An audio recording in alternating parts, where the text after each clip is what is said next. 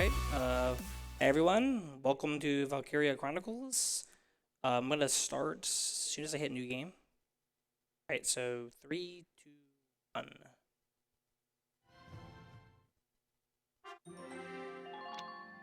Alright, so every mission before we start, we're gonna do book mode, which is just cutscene skipping. It's gonna get a little long for some of them, but this one is only like 15 seconds. I'll explain the game's basics as soon as we get done this mission briefing. Yeah. So we do a roll call. Hi, I'm Riker7. I also run this game from time to time. Alright, so right now, if I remember the plot correctly, we just got invaded by this Empire, and a small party is attacking us. Yeah, it's midway through an evacuation from the town, and there's been like a Empire scouting party at this point.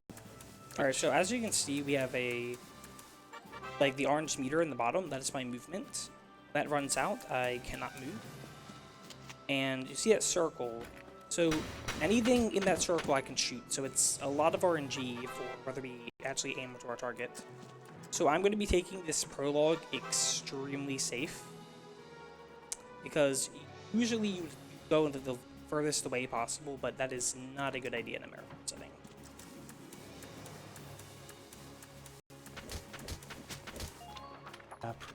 Prologues where runs come to die. Yeah. This is probably like the third biggest reset point in the game. So we're gonna run way up the wind. I've been told these guys can dodge, which is a mechanic where they duck, but I've never seen it. I've played this quite a lot. I don't think I've ever seen that either. Yeah, the earliest I've seen is Chapter 2 for dodge. Alright, last guy. Okay, good. Hardest mission in the game's done. Nice. You also can notice that I'm mashing options and X at the same time, because you'll see it in a few seconds. There's little black boxes that go away faster when you mash option.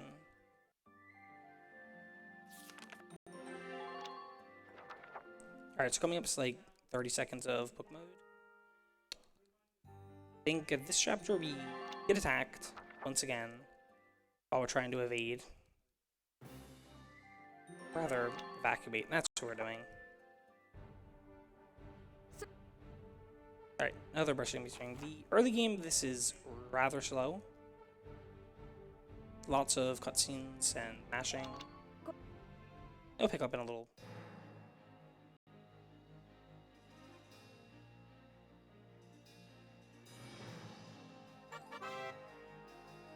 Alright, so for this chapter, we're going to use Alicia. They give her a grenade, which, as you will see later in the run, is one of the most broken tools. In this chapter, she's the only one who has one, which is why we're going to use her. Normally, we'd like to use the Watchmen because they do not have dialogue when you select them, and it saves about 2 seconds, but they do not have a grenade in this chapter. Alright, and this is really free, by the way. You can have the grenade, like, way to the right, and it will still hit them. It's pretty hard to mess that up. Alright. That cutscene is always hard to skip for some reason. This is the first enemy phase of the game. We're going to skip almost every one of them, but this one we cannot. We go and kill that guy who's the leader. Then the windmill gets attacked by the tank, and we're forced to watch the tank. That right here is little thing. So depending on how long Welkin takes to get up is how long this will take. So he was really slow that time.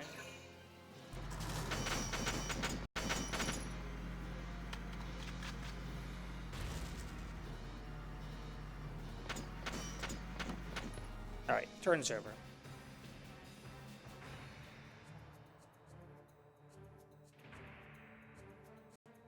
Alright, so we have to flee that spot on the map, but we only have to bring Vulcan this time, so it's just going to stay there. And because I'm playing on the PS4 version, I'm going to run behind that tank. On PC, we would run in front of it, sandbags to our right, but like non-tanks shoot faster on PS4, but tanks shoot slower PS4, so that's going to come up quite a few times. I should point out that the PS4 version is, in general, faster, but there's a few specific things PC is faster at.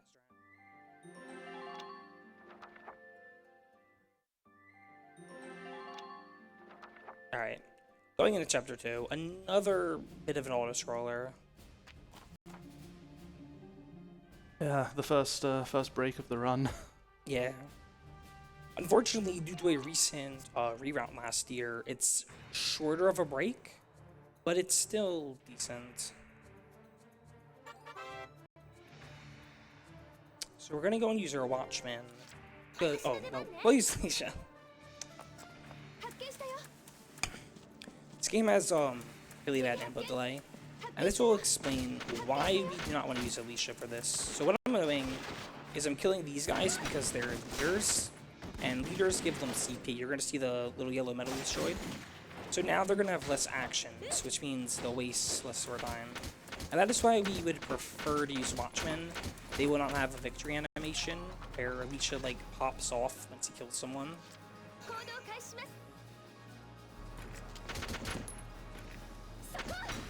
Alright, nice. Those shots are Nice. a little dangerous. I'm taking them a lot safer, obviously. But, still a miss. And I guess I'll explain the targeting mode now that I have some time. When you start shooting, you probably can see they stop shooting, which is very convenient. And allows you to aim, which is one of the reasons I like playing this so much. Not the fastest when it comes to shooters. It's good to be able to, like, take my time and aim. Although, I've gotten pretty fast at the setups. Uh-oh. Because I used Alicia, this guy is going to shoot and shoot back. If I would not have used Alicia, there's a chance if the first bullet would have hit the scout, then they would have just stopped moving. It's a bit of a mechanic in this game where, like, they get shot at and they just stop. Alright, good job. That was a pretty quick kill, but that was mostly because Alicia's in a safe position.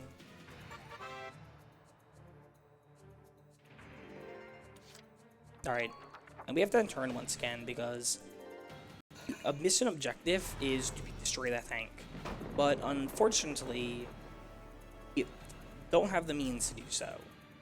So Welkin is getting his tank, and he'll come arrive on turn 3, and then we'll be able to finish the mission. Yeah, just lucky he had one lying around. Yeah, very, very convenient. That, I mean, who doesn't have a tank sitting in their garage? Alright, this is the last enemy, and then we'll get to play the game a bit. Alright, Watchman. Aw. It's very rare, but the Watchman can occasionally die. It's only like 2 seconds slower. It's not a big deal, but it's always funny when it happens in a run. Alright, and Vulcan has unfortunately arrived. As everyone will soon understand, the tank is just about the worst thing in this game for many reasons. If you've played the PC version, you will probably have trouble moving it. PS4 has better controls, but the tank still has very bad aim. Yeah, it's just the worst. Not to play on PC. Yeah, I used to play on PC, and like you just lose like 20 seconds in a later chapter. It's so hard to match PS4 movements. Alright, so you can see there's a big glowy blue shot. That is their weak one. And hopefully, alright, Nice. he could like miss a little bit and then we'd have to go and try again to do that weak spot, but now it should be free. I'm going to do a body shot to finish the chapter. Vulcan, oh, I missed this. Alright, nice. Good job, Vulcan. Cool. He has yet to screw me over. Fun fact, Welkin can hit the gate, because we're protecting a gate, technically, but we never worry about it because always win in time. But I have had Welkin give me a game over because he misses not once, but twice, and hits the gate. Welkin's just the worst. Yes. Welkin is the actual antagonist of this game, by the way. Well known, if you've ever speedrun this. He's alright on New Game Plus, though, actually. Yeah. New Game Plus, he's maybe like the best character because he has no potentials, which hopefully we won't get any. So anyway, we are no longer in tutorial land, so now we're going to actually start playing the game. They're going to explain the different unit types, but the vast majority of this game we're just going to use scouts, which were the units we were using. Alright, this is a bit important if I get the good characters. Alright, nice. Alright, so I gotta get 4 shock troopers. And alright, nice. We got Marina. That Awesome. would be helpful. Yeah. So now I'm just gonna mash because we have to get 20 characters anyway. I'm looking out for 2 characters, Yoko and Field. Alright, no Yoko. Alright, nice. We got Field at least. Yeah. That's going to be a little scary in Chapter 7. I'm probably going to go back to Command Room there to see if Yoko's wants to hang out.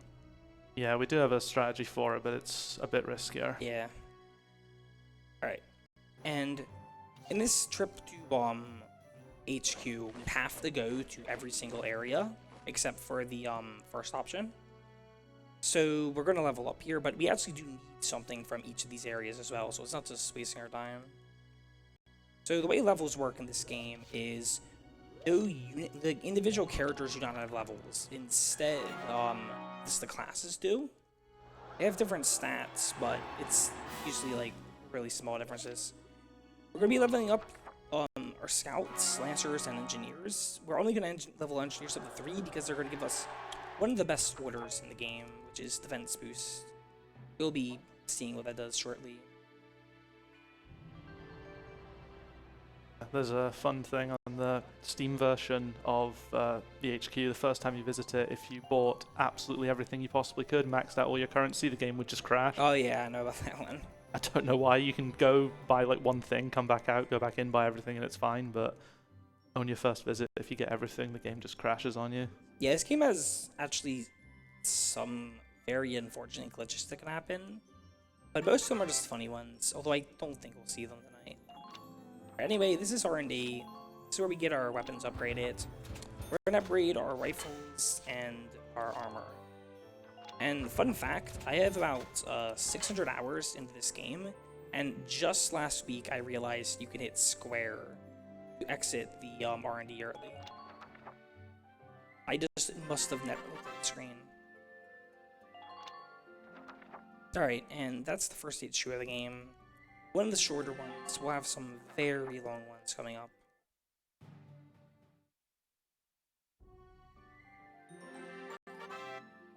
And they're just telling us about skirmishes, which are like if you need to grind, like free maps in other games. But thankfully, we do not have to grind in this game. We will always have just the amount of experience we need, because we're gonna get A ranks. You'll see. Each mission is ranked very conveniently on the amount of turns it takes to complete a mission. And since this is a speed run, we're always going to go and complete things in the minimum turns anyway, which means we get all the experience points, which lets us get a lot of very powerful orders earlier than... Alright, so Balkan's just going to go over this. He's going to do that cutscene at the beginning where he goes into the tank every single story mission after the tutorial. Alright, so I'm going to tap down right, and we're going to use our shock trooper. They have machine guns, which are, in late game, the best weapon in the game. We're going to move forward, and from this point onward, almost every mission is going to be capture the flag, and if you capture the flag, the enemy will just surrender. And this is going to show how grenades are really useful. So we don't even need to kill this guy. We're just going to knock him out of the base, and that counts as no one being in the base. So as far as the game's concerned, he's basically dead. Unfortunately, since we only have one grenade, we're going to have to kill this guy. Yeah, another nice thing about shock troopers in these missions is they've got so much health and armor compared to your scouts. Yeah, the old strat for this used to be using a scout and defense boost, but then people realized that shock troopers just have enough defense they can do it without an order.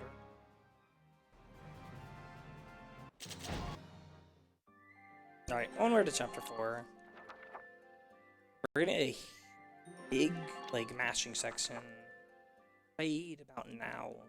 Hopefully I do a good job here. Yeah, so many tutorials and cutscenes to skip. Yeah, up until like 7. And that's the thing, when you play this game originally launched on the PS3, and like the load screens between every cutscene were just unbearable. Yeah. But you have to come back to book mode every single time you finish watching one cutscene. It also was on 30 FPS. Yeah. It is very frustrating to play on PS3. I've done like one run as a joke. Alright, and this is a bit of a newer strat. We used to use scouts for this, but I figured out that engineers can do it like 20 seconds faster. It's kind of amazing that something this big was found for the game, because I kind of assumed it's rigid, because it will make sense in the 5th chapter. But a lot of this game is very, very rigid on what strat you can do, because we cannot let the enemy get their turn. So if they get their turn, they're going to take several minutes. So this is going to be the first case of an order.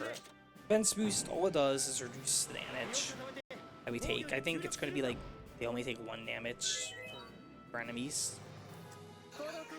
Yeah, I think it's something like defense boost gives you like an extra 5 armor basically, on top of the 1 armor we've got from our uniform, and enemies do like 5 damage default, so it just default would be 0, but... Alright, so we're gonna grenade this wall, take a bit of a shortcut. This is the only reason engineers can this mission, that shortcut.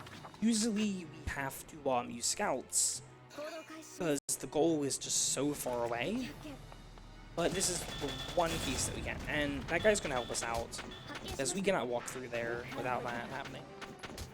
It's gonna be the first time we heal in the game. We're gonna heal, which basically we heal infinitely each turn. Engineers have a special heal that heals 200 HP. So like, it's impossible to die here. And they also have 3 grenades. So we can do this. I'm gonna grenade this guy, and he's gonna get knocked out of the base. He's a shock trooper. As we mentioned last chapter, they have more defense, so we can't kill him. This guy's a scout, so we're just gonna aim kind of close to them, and they'll die. All right, nice. Hopefully, we don't get a victory animation. Let's see. All right, nice. Nice. It's only like 2 seconds, but it's always frustrating. It builds up over time though, and just gets annoying. Oh, excuse me. So yeah, victory animations, most of them are unskippable, but occasionally by firing less directly at the enemy, you decrease the chances of it happening. There will be some instances of that later in the run.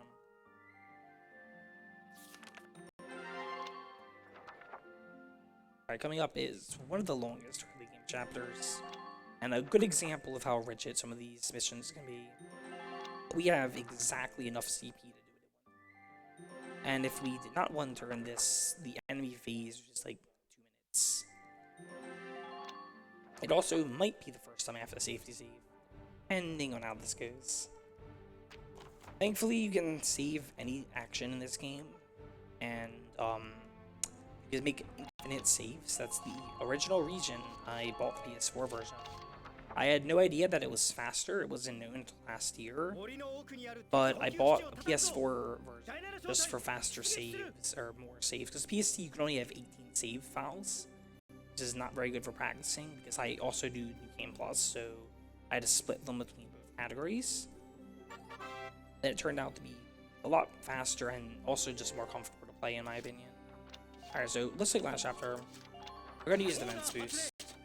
And because the flag is so far away in this chapter, we cannot use engineers.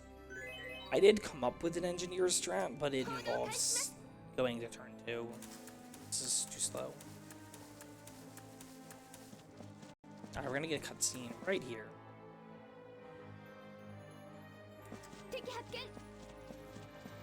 Yeah, this is like one of the first parts where you realize how broken like orders can get even in the early game, just walking into so much incoming fire. We're gonna walk by 3 shock troopers on this like action. These guys, they're gonna shoot us there, shoot at us here. This is pretty HP. Then there's a guy to our right who's gonna shoot us. Alright, that's good. You can occasionally have problems with HP on this chapter, but if that happens, you just take a safer strat for N.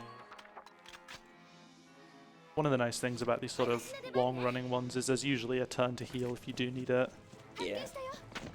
Alright, we're gonna destroy these boxes. It's unfortunate we have to use our grenade for this shortcut, but that cutscene previous was the first instance of a boss appearing. See it right there. That tank, if I move towards it, would basically instantly kill me. So anyway, we have to clear this space, and there is a scout and 2 shock troopers. And unfortunately, the scout is crouching, so it's going to take 3 rounds to go and kill him. Then we have 2 CP left for the shock troopers. So like I said, very, very precise. Alright, nice. It's pretty good. 4 each time. I am convinced this is more accurate on PS4, by the way. I think there's some auto-aiming. Like maybe aim assist. Oh, okay. But I haven't quite confirmed it. Yeah, I do have it on PS4, I've just not run it yet. Nice. If that guy would have dodged, I'd probably have to go to a backup save. It goes for mostly every early game split. And hopefully these 2 are just as cooperative. Alright, get him to face me.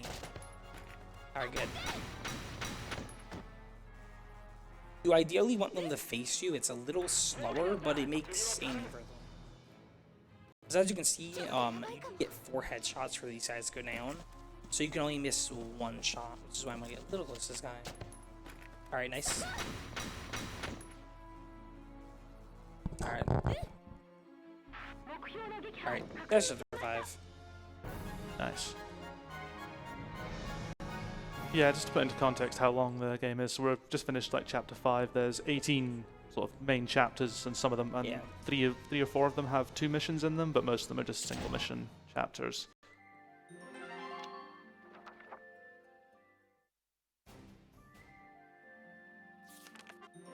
Alright, last early game missions coming up, chapter 6.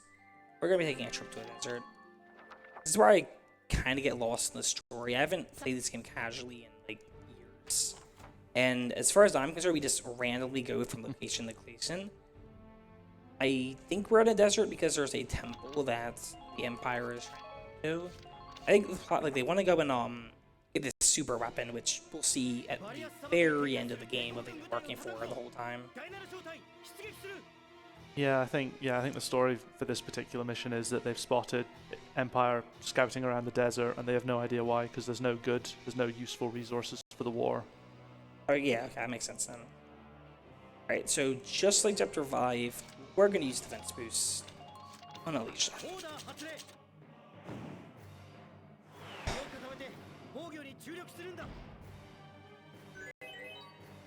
So we're gonna take a lot more damage in this chapter than the last one.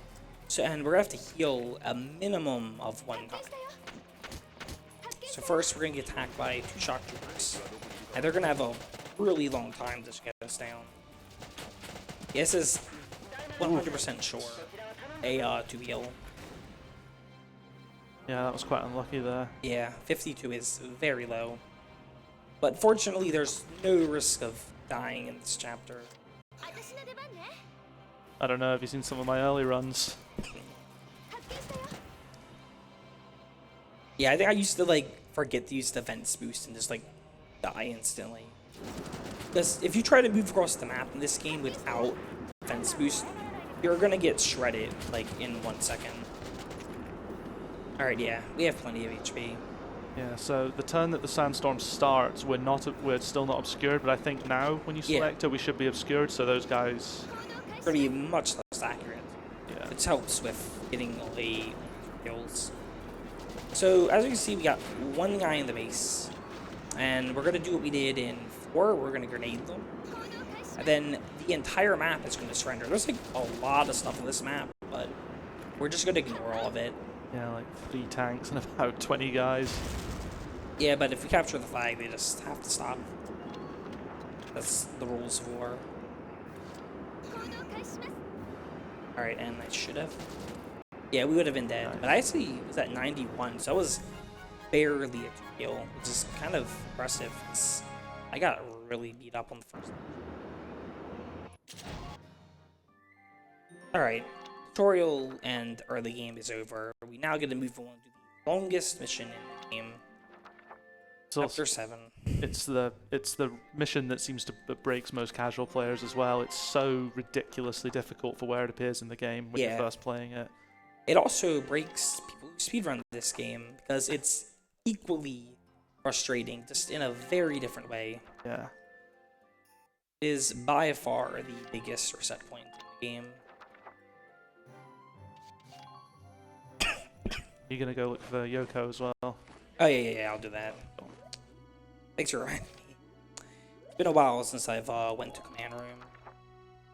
Yeah, so we've just got to do a bunch of leveling up here. There's a number of like orders and potentials that we need to unlock by leveling up certain classes at certain times. Particularly the Lancer at level 8 is where we get Demolition Boost, which is another one of our massive important potentials that we use throughout the run. And I didn't explain this earlier. I'm holding the controller like this because you want to hold down the bar. It saves like 30 seconds throughout the run doing it. While you do that, might I read a donation? That'll be fine. Alright. Greetings from the second row. Good luck with the run. Donation goes towards naming the Bulbasaur in Pokemon Red after the best Smash Bros. Player of all time, Armada, which comes from Ron donating $25. Thank you so much, Ron. Alright, now we have to do R&D. This is the longest R&D trip in the game, and everything we're going to get is weirdly specific. So we're going to level up our rifles, Galleon 4. This is the most we have to update them for the rest of the game. But we need that for very specific kills. We'll be upgrading our machine guns a lot, though. We're going to get our Lancer up firepower boost to 1 and not 2, because that would completely kill the run. Yeah, we need it at a very specific level for a sequence break we're going to do in Chapter 7. Just going to get our uniforms up because always a good thing, better defense. We're going to get our tanks some upgrades. These are also required for the strat we're going to do in Chapter 7. In fact, a lot of the stuff we equipped is just for this chapter. In fact, the only reason we even need Pacific Lancers is 7. Otherwise, we don't really care about our Lancers.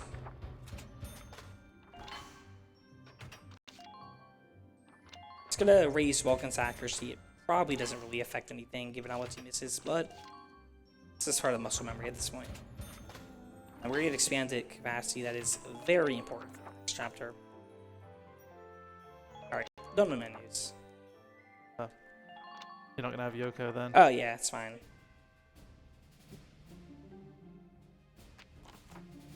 It's really rare for the old to mess me up. And if it does, you can save the save. Yeah. I mean, you had single Lancer in your practice runs anyway, didn't you? Yeah. And right now, record is single Lancer as well. Oh, really? That's... Yeah, and I think I have like a low 11 too. It's honestly perfectly fine to have only one Lancer if you're running this game. Not something you should worry about.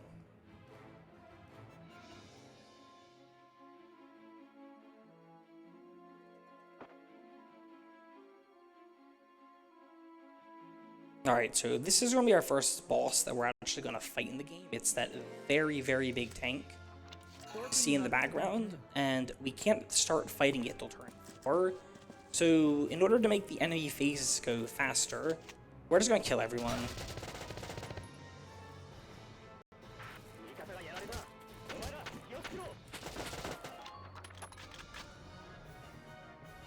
I'm going to attempt to line up double kill here.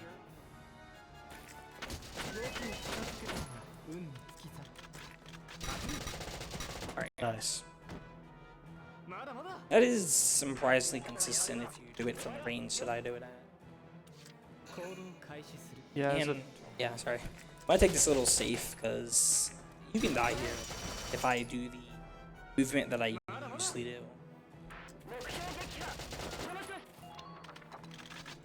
I'd normally try for another double kill, but it's not worth doing considering that it's a lot more precise and inaccurate. Alright, nice. We did not get an early game dodge. Any early game dodge at this point would have made me have to go and back up save. But it's, like I said, very rare because early game enemies have a lot lower of a dodge rate.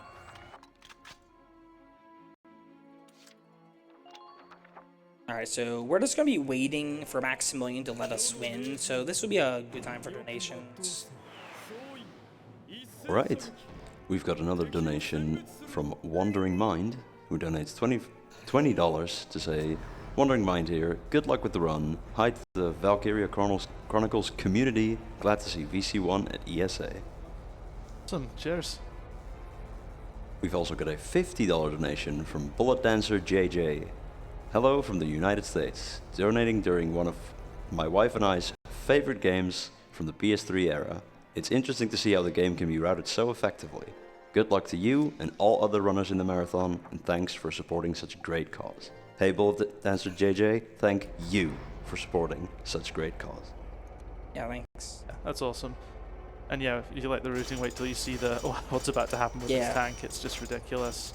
And anyway, I should bring this up. Maximilian can do an order between each turn. It's like 10 seconds, but not the biggest deal in this category. Yeah, it's a bit RNG, and I've said that for each time he does an order we don't want, I'll donate $5 along with a few other things that usually go wrong in these runs.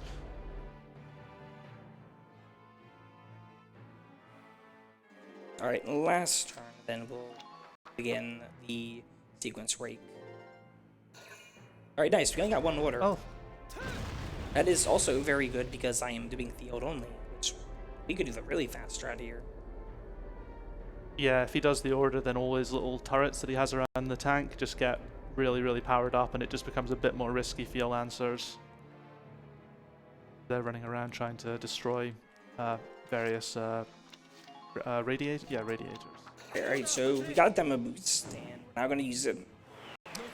All this does is raise our anti-tank power, and this will allow our increased payload to damage the radiators, which are those blue glowy spots. So we want to hit all 3 of them at once, because when we destroy these radiators, they're going to go back in, and then that means we have to wait 2 turns before we can attack again. But if we destroy them all at once, then we can go and skip all that.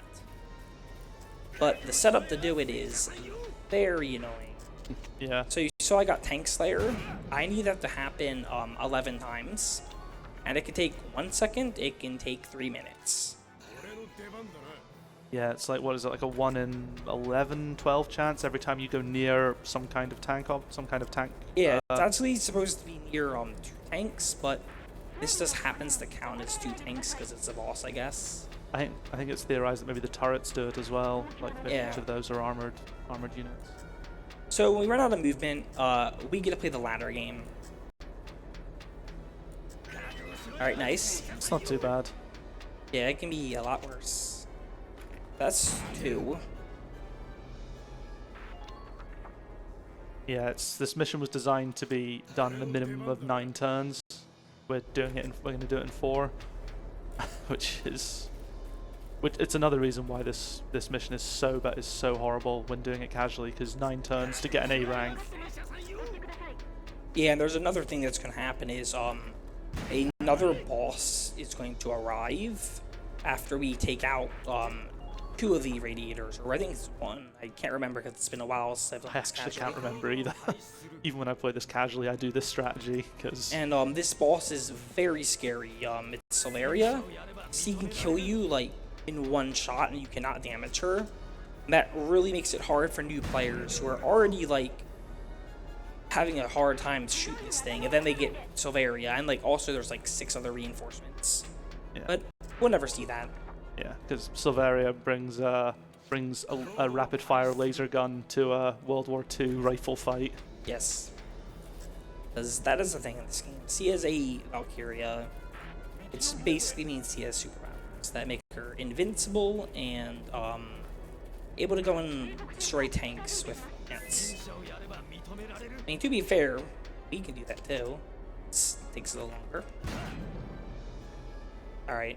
So 1 more turn where we have to worry about anti-armor. So let's see. Alright, and that's something good.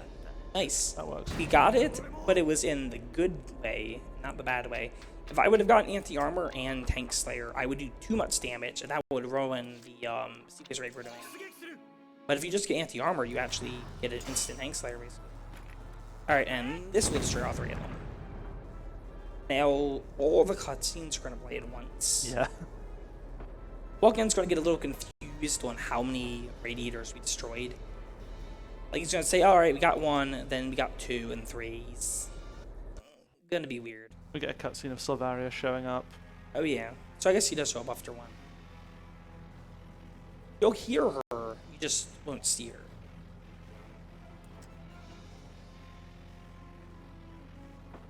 There she is. She's the character who's using on the original cover, but we won't really be seeing her in the run because we avoid her the entire time. Alright, so we have to use our engineer because doing 2 Lancer strat means that we run out of ammunition, and Lancers actually have ammo unlike our shock troopers and scouts. Yeah, just like when you have if you have grenades on your scouts, your engineers with ammo, Lancers have ammo, snipers have ammo. Otherwise, it would probably be a bit too OP. Yeah. It's actually faster to do 2 Lancers because it's less movement. But you usually want to have all 3 because if you have all 3, Field can get anti-armor and tank slayer, and he can do double the damage. And you potentially get a 3 cycle, only having to do 9 tank slayers and skip using the engineer. But since that's so rare, it's actually better to use 2. Add in getting a backup going to command room, that's like 20 seconds you lose. Yeah. I mean, to be honest, I think I just usually reset if I don't get my yeah, same. the team that I want, which is a pain because you're already like 10 minutes in at that point. But all right, 3 more tank slayers.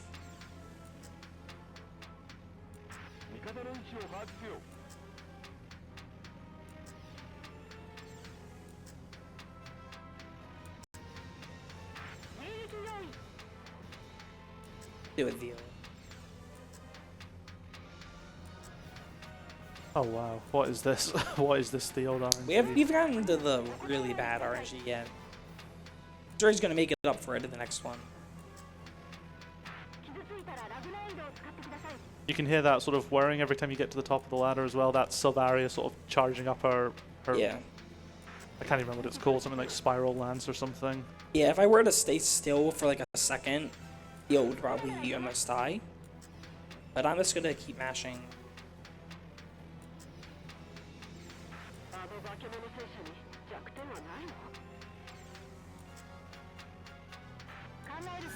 There we go. Finally, well done, Theold. Hey, it's already down, so we don't have to go and tap extra to get him to the engineer. Yeah? He did something for us. Yeah, you can see on the minimap briefly there where we left our shock trooper. Yeah, there's a whole bunch of troops that showed up. Not in a good spot right now. He should end this mission to save them. There we go. See, I knew Theo would come through. So now I'm going to do a 4 cycle instead. So I'm going to wait for Tank Slayer. Then I'm just going to shoot with the no buffs shot. Yeah, so the way potential sort of work is all the characters have like, there's a big sort of pool that are shared between like class and characters, and different characters will have different sets, and Theold has the anti-armor boost, which is basically like Tank Slayer again. There we go. So we get the effect of both of them in this instance, so you can see how much damage it does. Alright, I should point out that anti-armor can only activate at the beginning of an action. Like, it's not like Tank Slayer where we can, like, infinitely try to proc. Oh, yeah. Well, we got it anyway. Anyway. Alright, there we go. Nice. Yeah, this is another run killer level, because it can, if you get bad RNG, you just watch the live split ticker going up and up and up. Yeah, at this point I need like mid 35 to be on a PB chance. I'm going to assume that was nowhere close to that.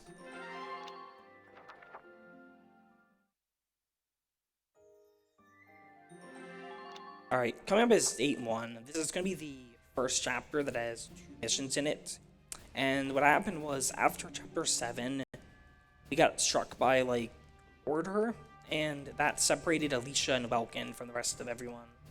So they're just wandering in a forest.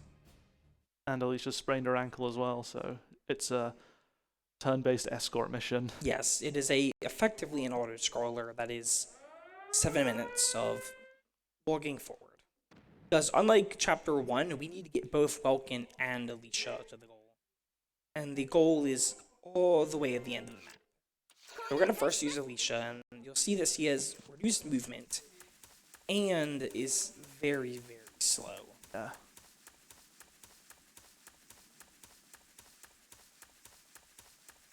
We don't want to step on that line.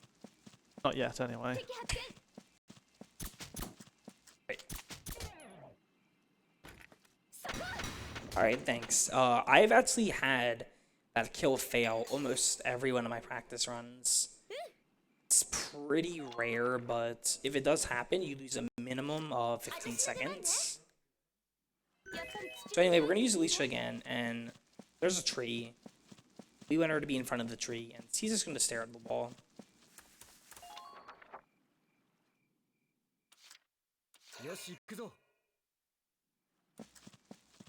Alright.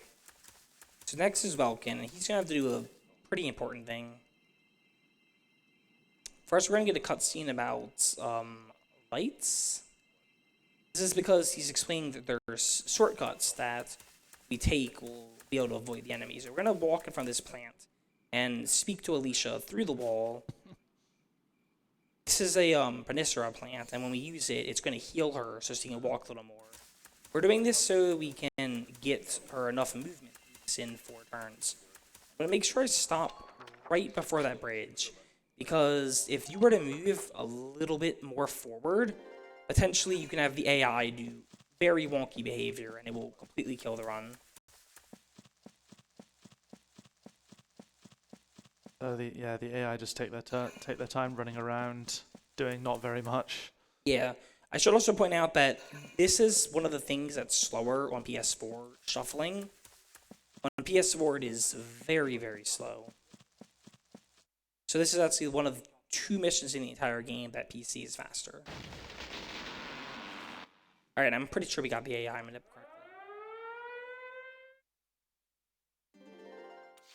correctly. Yeah, there's also 3 of those Panisera plants on the map, and if you were to find all 3 with Alicia and Welkin, then you could get her back to pretty much full strength. But for any percent, we just use the first one. Yeah. And we use 2 of them on New Game Plus. So anyway, this mission technically is on universal cycles, but they're very easy to make. Like, I did it perfect. It's just moving like analog stick forward. And the good thing is there's really easy backup cycles in case you like overshoot getting. Just gonna hide behind this tree, because if we don't do that, that guy is gonna kill us.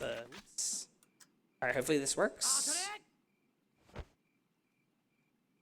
Nice. Cool. That is the last like scary dodge of the game, and unfortunately we did get a victory animation. Yeah, as you can see, that guy almost killed us, even though we were only in his range of fire for like 2 seconds. Alright, so our last CP on this turn, we're going to use Alicia. She's going to eat a landmine. Yeah, that shock trip was pretty scary on even again for casual play, because he's not only an elite one, he's one of the named ones, I believe. Yeah, so he will dodge basically anything you throw at him. And I think it's Ty the Immortal, so he has a ridiculous health pool and high defense as well. Yeah, anyway, we took that landmine, just so we can make the cycle. Because he's so slow that he would end up missing the cycle. It also does have a save a CP later.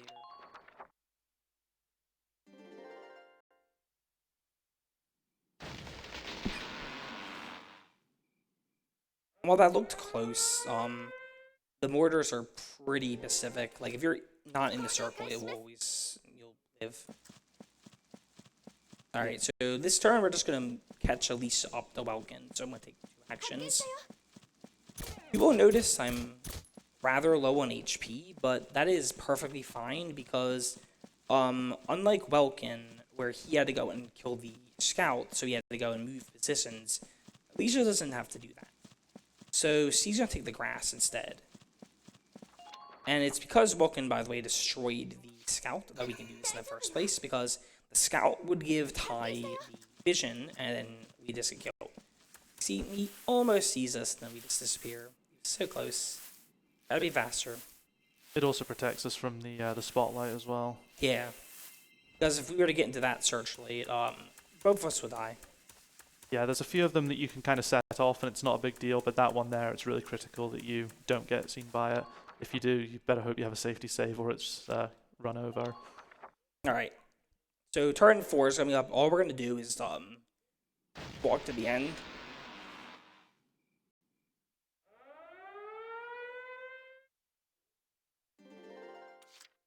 Vulcan is going to go first because he's blocking Alicia's way. If I were to try to move Alicia, she'd just get stuck.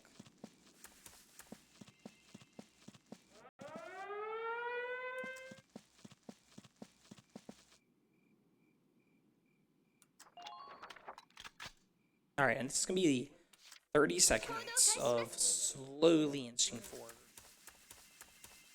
You can notice that we are nowhere close to where we actually have to go on the map to where the orange light is. That's because the triggers for this stuff are really, really big.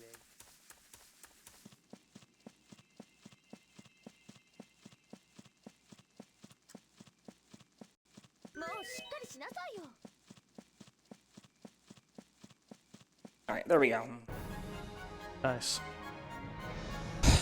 So coming up next is 8-2, which is when Vulcan and Alicia are going to meet back up with the rest of their squad. And I'm going to be doing a bit of a new strat.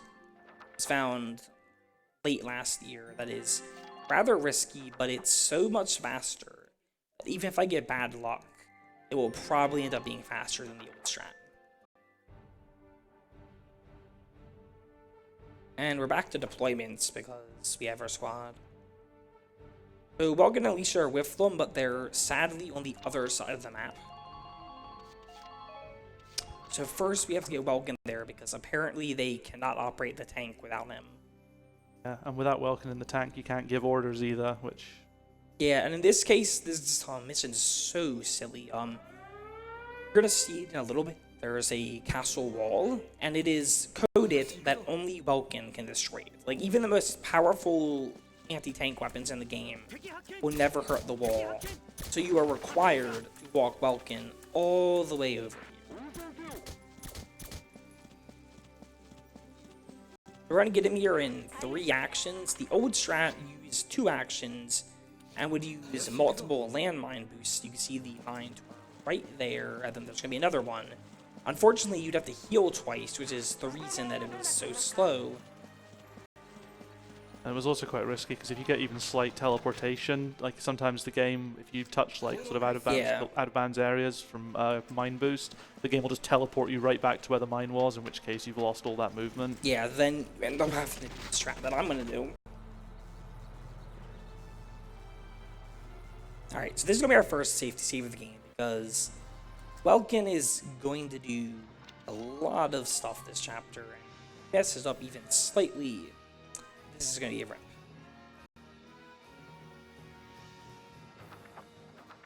As you can see, we only have 3 CP left after this action, and we are going to need all of it, which is why the new strat is rather risky. And the reason we have the safety save is, as I mentioned, the circle is where we can shoot, and as you can see, the circle had plenty of things in it that's not the wall. And this shot will do it. Alright, good job, Vulcan. Nice. And we're gonna ram up against this tank. And now I'm gonna do once again safety save, because we're gonna be doing a...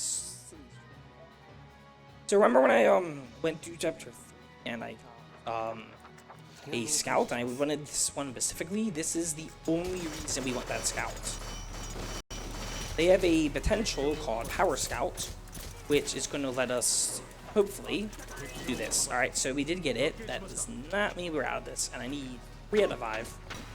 Alright, unfortunate. Yeah. So that's one try. Yeah, so Power Scout is basically, it triggers if there's 5 or more enemies in your line of sight, and it can trigger if there's 5 or more enemies, and it just gives you a big increase to your like damage and other... Yeah, that's why it disappears when we go behind the tree, as you'll see stamped. And the reason we put the tank there was it blocks both that shock trooper and that tank. Alright, new power scout. Still get it. Alright, third try.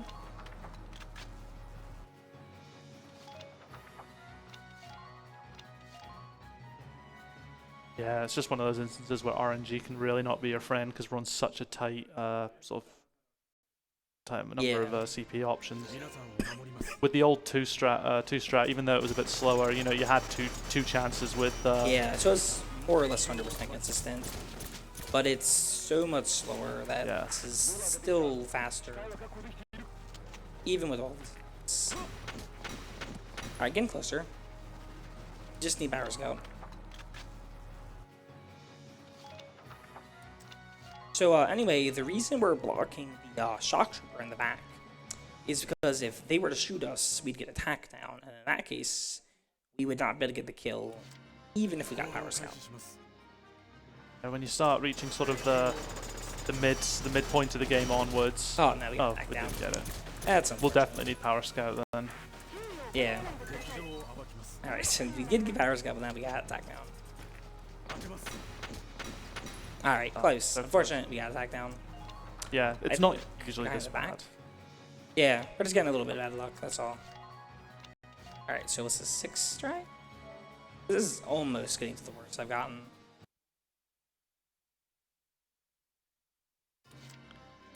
Yeah, right. Sorry. Yeah, let's be a little more careful this time. I mean, technically, the resistance I do, there's always slightly a chance of back down. Alright, nice. Alright, wavy. Alright. What was that? Wow. Very bad aim. How risky is it to run a bit? Oh, you lose power scout if you run a bit further forward. It's. And then we'll also get attacked down because we get shot at by the shock trooper. Oh yeah. Yeah, this is another one of those sort of kind of rough missions, especially if you're just starting out, sort of not only just playing it casually or speedrunning. It can be quite a pain. Because the moment you sort of end your turn, there's a lot of stuff here. There's a lot of enemy tanks and enemy lancers. If you've not been upgrading yours, then there we go. There we go. Cool. The gravy a little bit, but we got it. Yeah, Wavy's a bit of a risky character as well because we do have another scout, Nancy, and I think she has a bit more health than Wavy. I think they're actually the same. I think Wavy has 1 more HP. I think Wavy has pretty low HP though. Yeah, because we don't use Menu Game Plus at all if we can help it. Alright, finally done A2.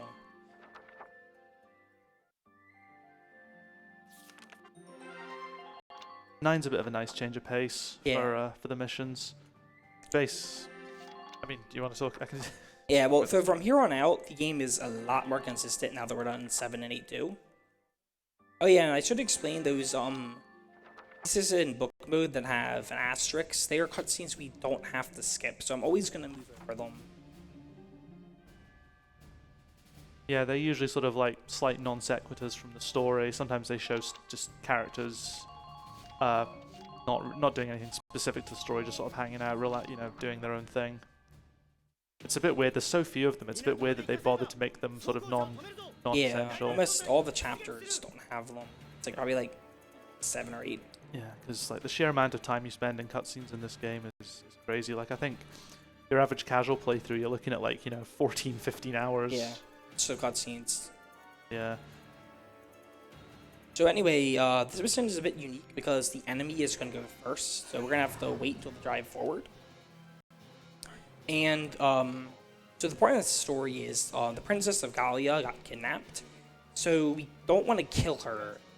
So we can't use lancers or tanks or grenades. So instead, we're going to use shock troopers. So we're going to go and use Demo Boost in order to give us enough anti-tank damage to get the kill. Then we're going to do a little bit of updated movement. We used to use Defense Boost, but you actually can skip it if you just shoot from further away, which is what I will be doing. You also can notice that it didn't get to shoot us in time because it's very slow PS4. Tank. So we're gonna be right here. Good HP, and we're gonna aim right there. Alright, that's gonna be a 2-cycle then. That's about average. That thing can be really scary when you get close to it. The damage it does when it gets going is actually quite ridiculous. Nice. Alright, there we go. Yeah, even if you get a 2-cycle, it is, excuse me, still 3 seconds faster than the smooth strat. So it's not good.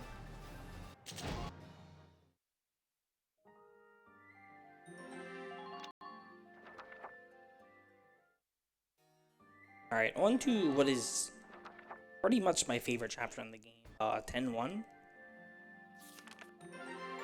Ironically, it's a mission where you only use Welkin, but it's pretty fun to do the movement and aiming. Basically, we have to get Welkin all the way to the end, but unlike 8-1 or 1, he's not in the tank, he's in his tank. So we have to go and drive the tank across all those bridges. I'm gonna play some units though, just for extra CP, because our leaders plus extra CP, which allows us to get certain things. In this case, we don't need setups, we just need it for safety. Yeah, if Welkin does get like 1 miss too many, then you need that extra 2 CP, because that's the thing, tanks use 2 rather than 1, so... Yeah. Alright, and because this mission's going to take us 4 turns, like in 7, we're going to go and kill everything that's in our way, just so they don't move on the enemy turn.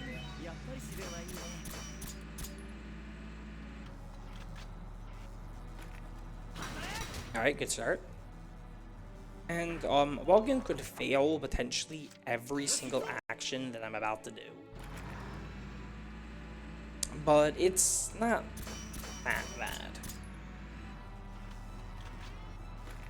Alright. That was pretty close one. Yeah. It looked like it was going to go off quite badly for a second there. Alright, anyway, this is going to be the first blind shot of the game. Basically, we don't have vision on this enemy, but I know there's a shock trooper there, so I'm just going to shoot this lamppost and kill them. It's really important to get that kill, by the way, because if you don't kill them on this action, they're going to move forward, and then another group of enemies that are in the back that we're going to see later are going to move forward. And that's going to screw up a double kill setup that I'm going to attempt to do one turn.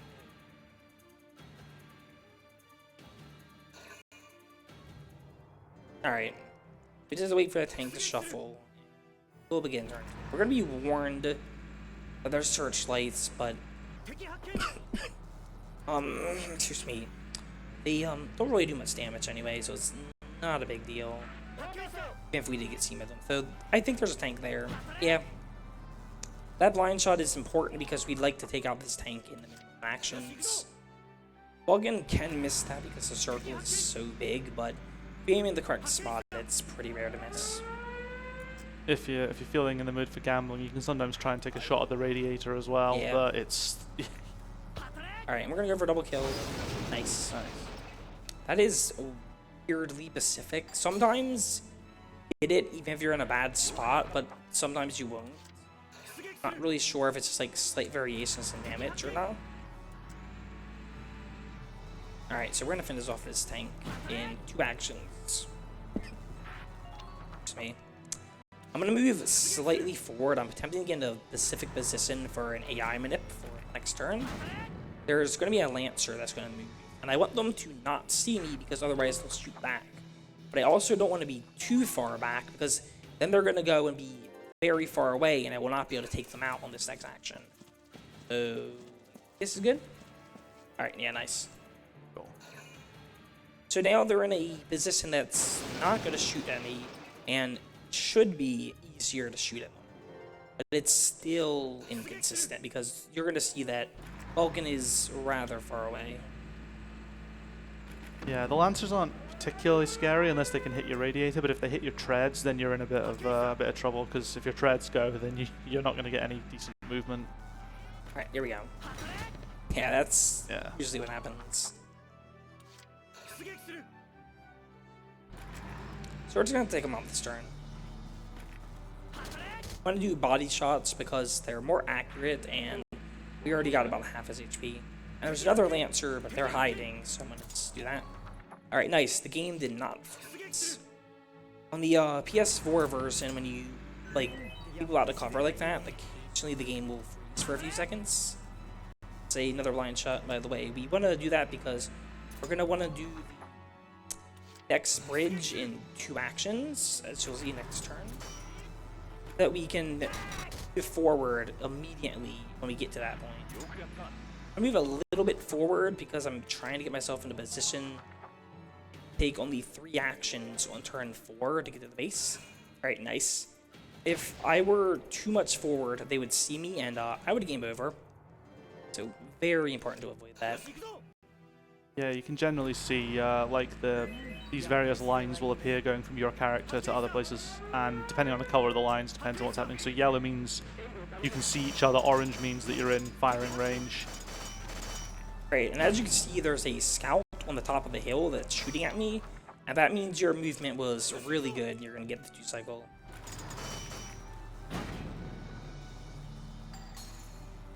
Alright, let's see if the Lancer behaves.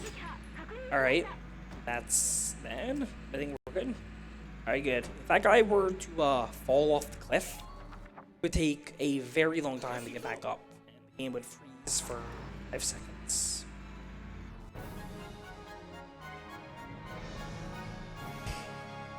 Alright, and so I mentioned there was a new strat in 8.2. Well, the big thing is we didn't get our scouts to elites. So I put off doing the menus. So instead, I'm going to do the menus in 10.2. We do an HQ here anyway. We're going to do an extra long run now.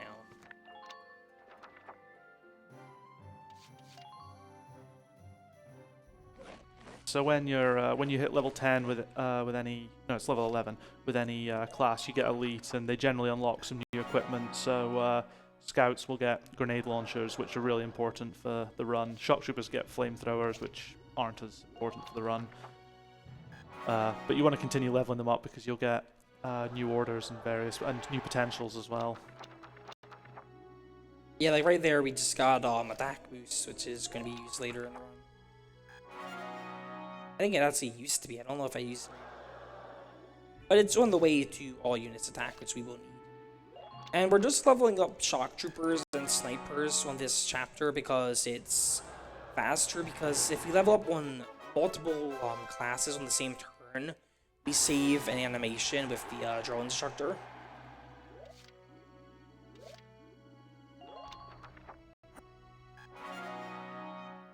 Alright, all done leveling up.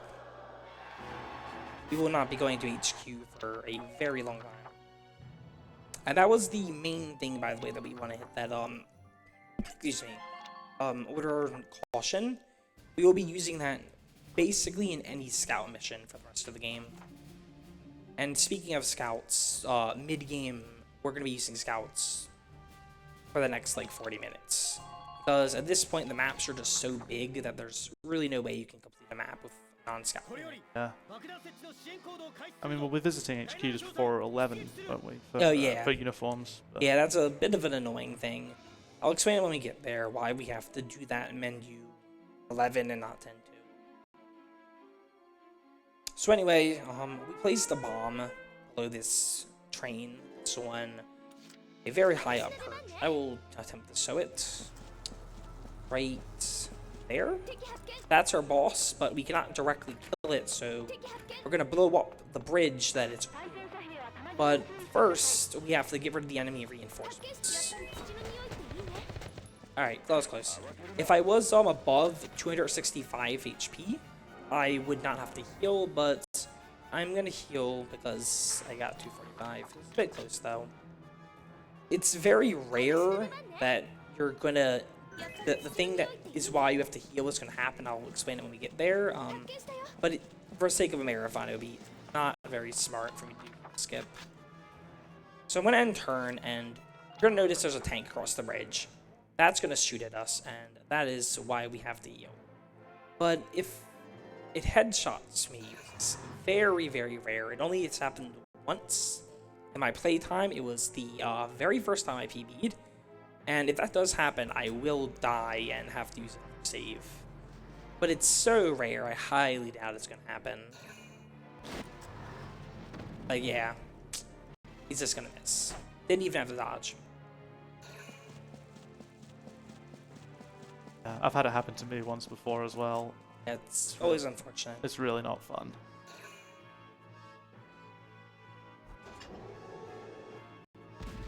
So anyway, I mentioned that we have to destroy the bridge, or that it's giving them reinforcements before we can shoot the bomb. And we're going to be using Welkin for that. And we're going to find out that the bridge is very, very far away. It's right there in the bottom left corner. Hidden by a ton of enemy units as well. Yes. Which is why we have to wait to turn 2, because a tank would be blocking our line of sight. So I'm going to be walking right up to here. I'm going to move forward. So they make a bridge. And, alright, there's one. A miss. That's another for the counter. Alright, I'm going to save after this one. Good job, Nice. Vulcan. So I'm going to explain something. For a long time when I played this game, I would just scroll the analog stick to makeshift rage and pull the trigger. But I recently figured out that tapping up when you get there really, really increases the chances of it landing. In fact, I have almost never had worse than 2 tries, last month. Just important to note. Yeah, it's good because it's so easy if you don't have that set up for Welkin to just sit there all day missing shots. It's terrible. Yeah. Also, I apologize for coughing so much during my run. I am quite sick. I've been feeling better though. Whoops. Almost forgot to use caution. So yeah, we're gonna use defense boost and caution, which is the best defensive combination in the game. Caution doesn't actually reduce damage. It just makes them less likely to hit us. So it is RNG, but it's usually effective enough to get the job done.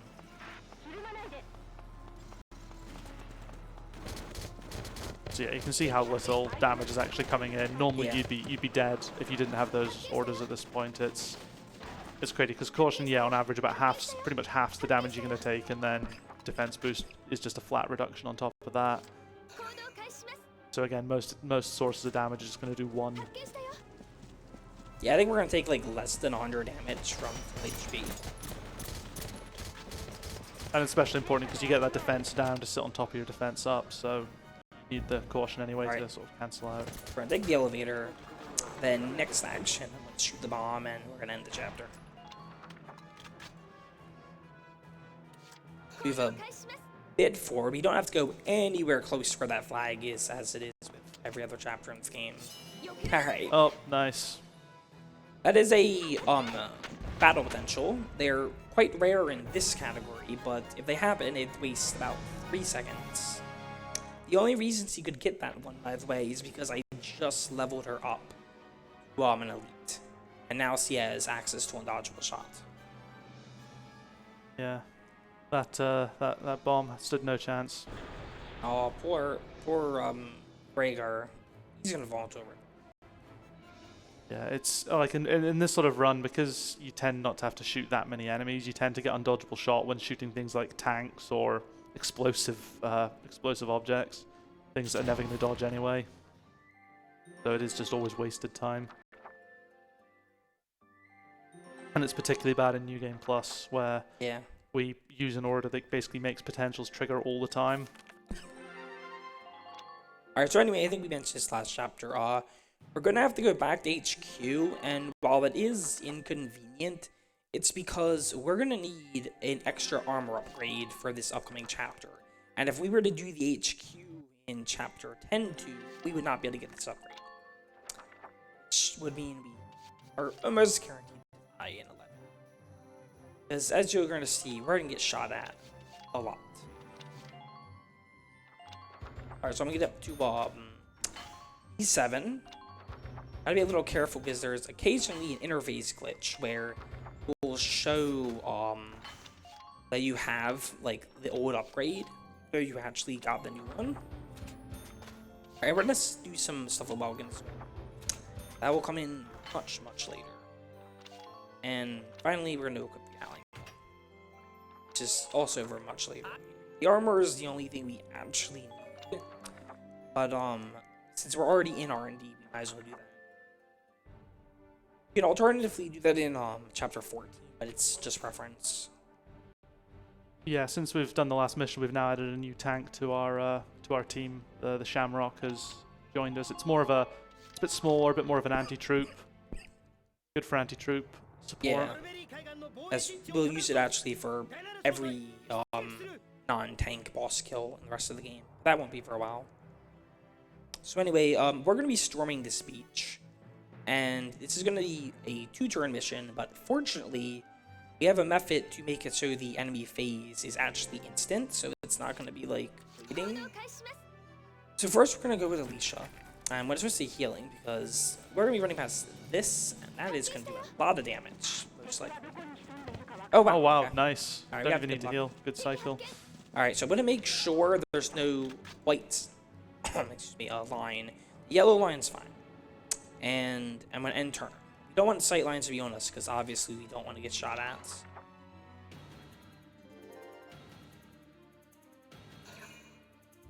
Alright, nail the mission before it starts. So once again, I'm going to use Defense Boost and Caution. Because we're going to be taking the most damage we will in the entire game. Yeah, this is the mission that'll. This is the one that'll kill frame rates as well if you're running on lower NPCs or on the PS3. Or yeah, switch version. But what's actually nice is damage is tied to the frame rate in this game. So if you're playing on a version that has a really poor frame rate, you'll actually barely get hurt. We're playing on PS4, so this is going to be 60 FPS, so we're going to take the most amount of damage. Same with PC. So we're going to be down to 100, give or take. And we're going to heal. And as you can see, we have more of the Mega Killer turrets. They are undestroyable, by the way. As you can see, it says Invulnerable Gun. And they have one of the highest damage outputs in the game.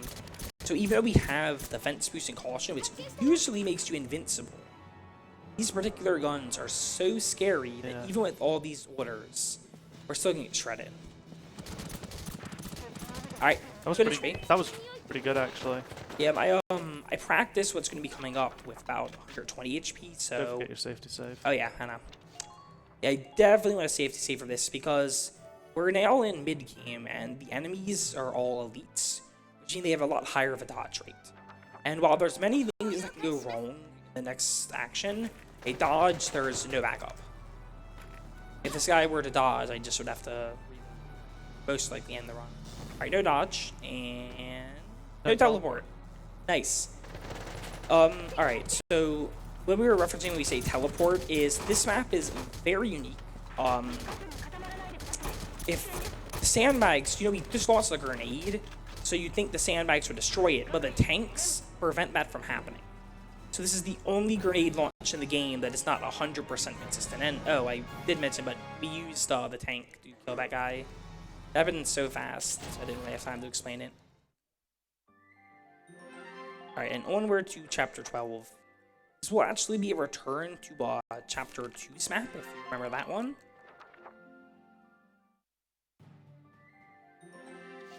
First, we just have to skip a few optional cutscenes. So you have to pay attention to book points. And once again, as we've been doing recently, we're going to use Alicia. But the orders are a little different. Hopefully, I remember that. I have had some very good runs where I end up having muscle memory take over and lose 15 seconds.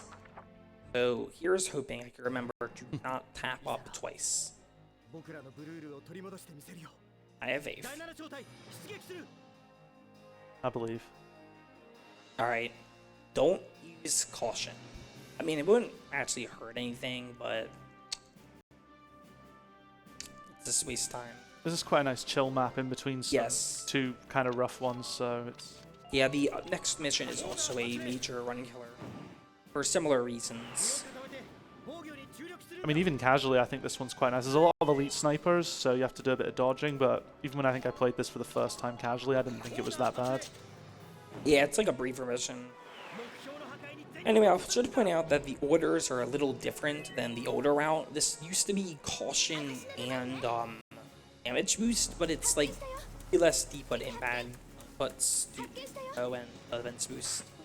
And the reason this works is, while caution is on average better than defense boost for not dying, these guys are so inaccurate anyway, it's as if we have caution. Like, that's really good HP. Yeah. And, yeah. Alright, we have a base to clear, and this one is very unique. We have two guys, the Mash the Hunter, and then Heavy AT Cannon.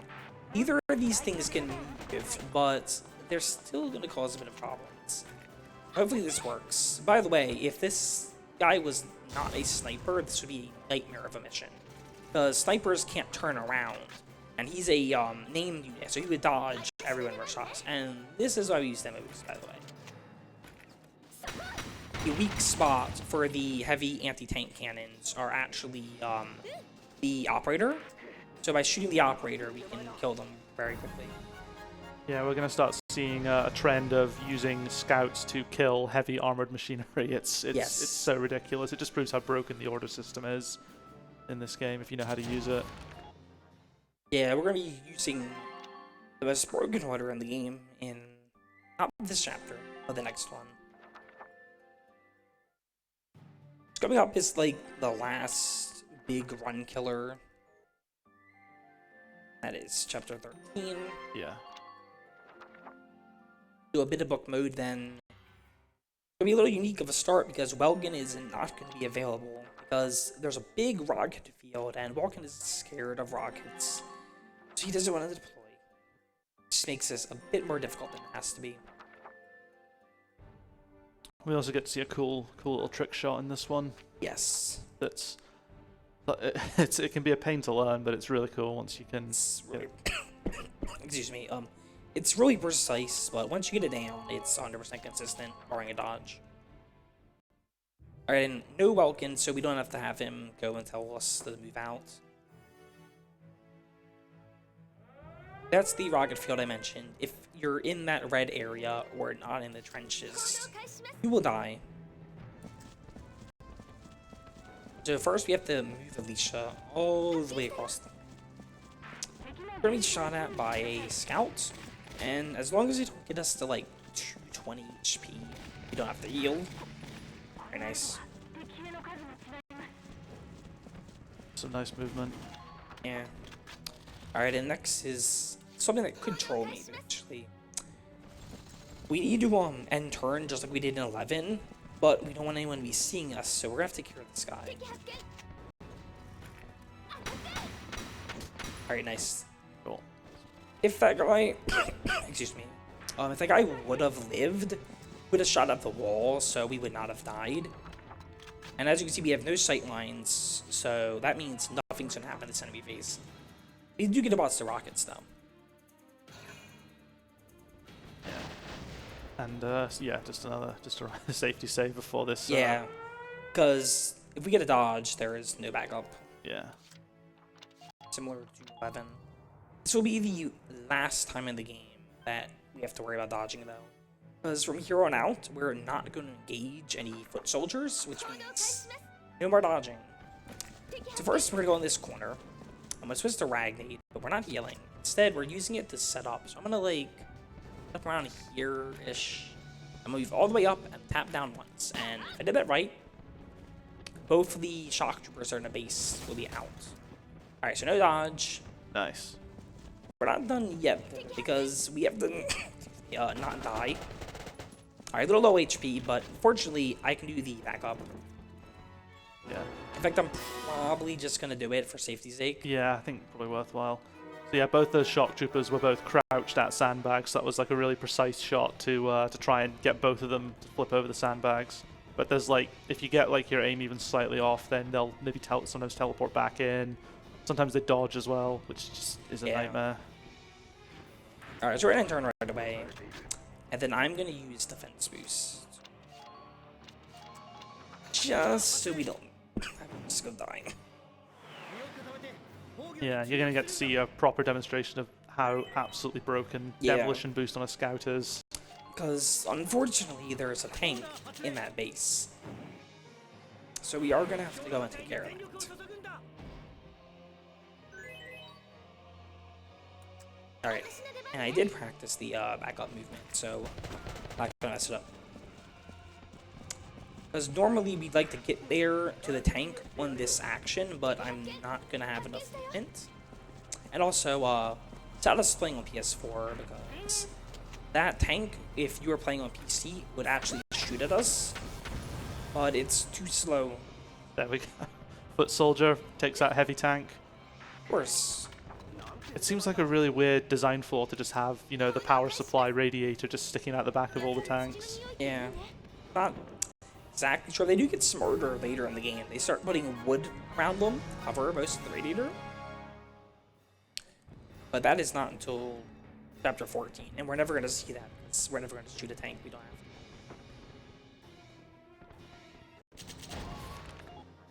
So anyway, coming up is the second longest mission in the game, and it is 100% an auto-scroller with the least amount of gameplay of the game.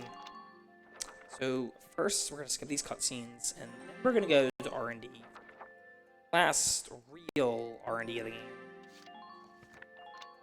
So if you have any donations, now would be a very good time.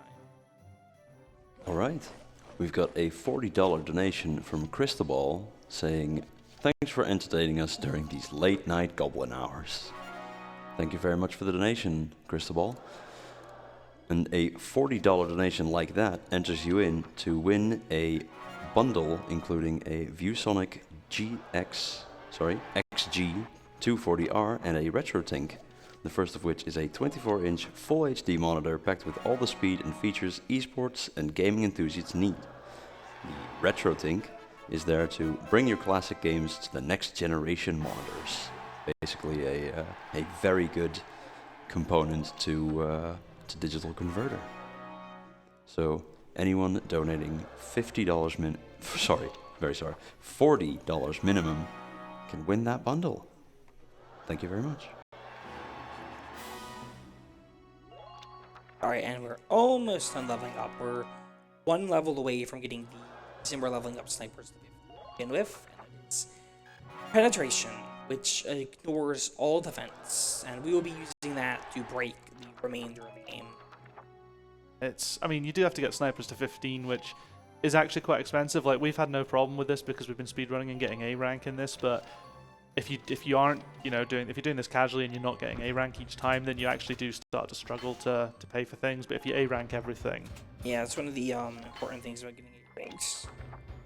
So anyway, we're getting T-Mag 10, and I will explain that in a little bit. That's a very specific upgrade line that we want to get for late game skills. Alright, anyway, it turns out that Alicia is like Silveria, a Valkyria, and she just got awakened. So she's going to be roaming around the map and one-shotting everything, just like Silveria, if we would have actually ran. And what that translates into speedrun is we're going to be sitting here for 5 minutes doing nothing. This is the bathroom break portion of the run.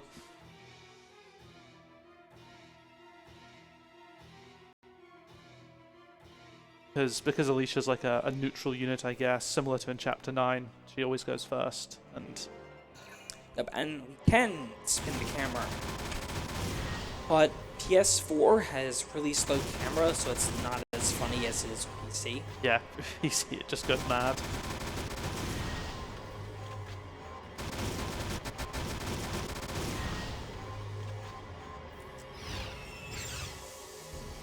Fun fact about this mission, by the way, if we were to do nothing for the entire chapter, we would never get attacked, because Alicia will literally kill every enemy on the map. They'll get one reinforcement, and so kill that. Excuse me once again. Sorry about that. Yeah, so basically, if you just did nothing, it would just time out, because I think every mission has a 20-turn time limit. Like, there's a bunch of... The failure conditions are usually Welkin dies, your base gets captured, or 20 turns pass. So that's the standard sort of set of objectives. Alright, now we get to play for... So, I'll spoil this mission. They're gonna ambush us, but we already know what's happening, so we're gonna get in a decision this turn. So first we're gonna be Largo, towards that corner right there. That's going to be where the tank is going to spawn. So we're going to move him twice. Yeah, it's one of those where it seems too good to be true, because the objective is just, oh, just capture the enemy base about 20 feet in front of you. But then when you do, 2 super heavy tanks turn up, and the mission parameters change. And they turn up with quite a lot of reinforcements as well. Yes, that's why we need them in the upper spots, because if not, the reinforcements will help us. Anyway, we're going to move our scout forward to about this red badge. And that will allow us to not get shot at, hopefully, by that guy in the trench. Yeah, if you're a little bit further back than that sort of those rocks. Oh, nice. We got the thing. So most of the time, they will call for enemy reinforcements on this turn resistant, but very, very rarely will they end up just forgetting to do it, and you save like 2 seconds. It's completely random, but I'm really happy I got it here. These 2 attacks here, the reason why we got that little bit of extra armor for Welkin, because if you didn't, those 2 things would just absolutely destroy you. And unless you destroy them yourself, which I'm not sure if that's easy to do, it's really easy to just lose your tank here if you've not got the right upgrades. But the game doesn't tell you that. You just find out from getting your game over. Yeah. There's a lot of a few of the missions have some what feel like really nasty trial and error moments. Yeah, this one especially, because you don't know that you're about to get ambushed. Yeah. Harkening back to 7. 7's another one where Maximilian will move and then suddenly he'll just blow up Welkin if you're not in the right place.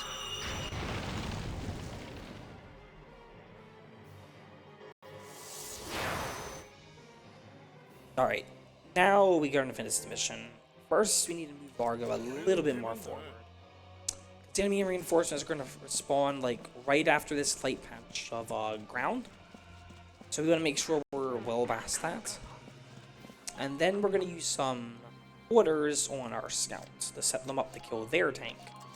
So demo and penetration.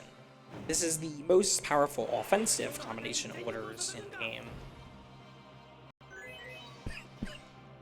And we'll be using it for, excuse me, every boss skill for the rest of the run. That is a tank, which is almost all of them. Yeah, pretty much. It's and again, it's we're never using them on the anti-tank units. We're using them on the infantry.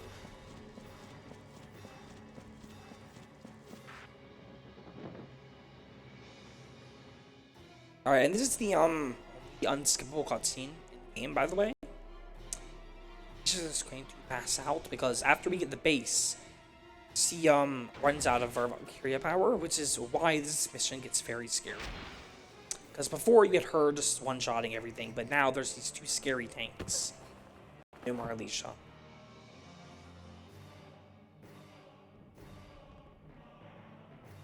It's always quite funny spamming through on X here, because quite often I've been doing it and I'll press it one too many times and accidentally retreat the scout.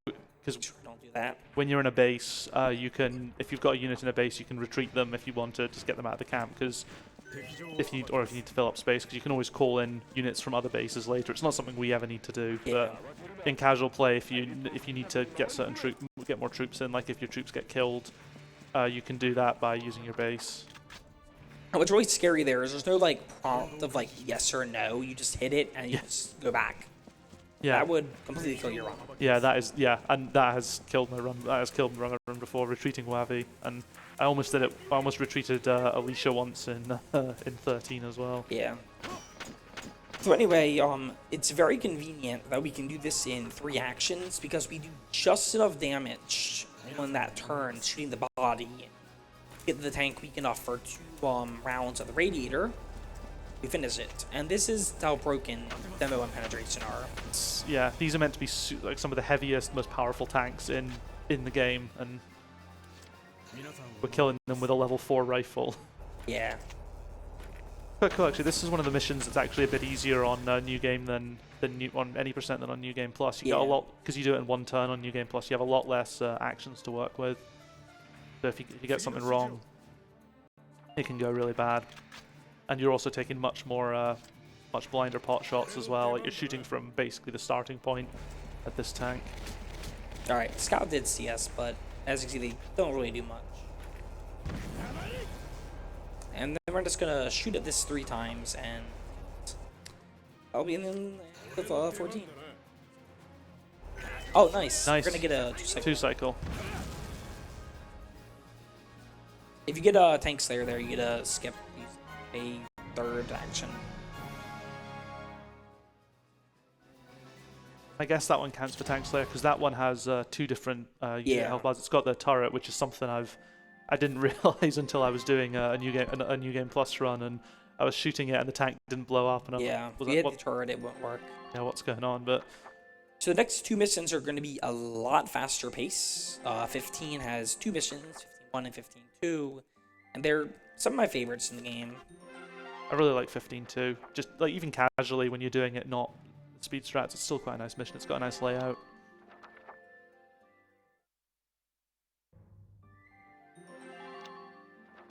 Right, oh, my mission. Here we go.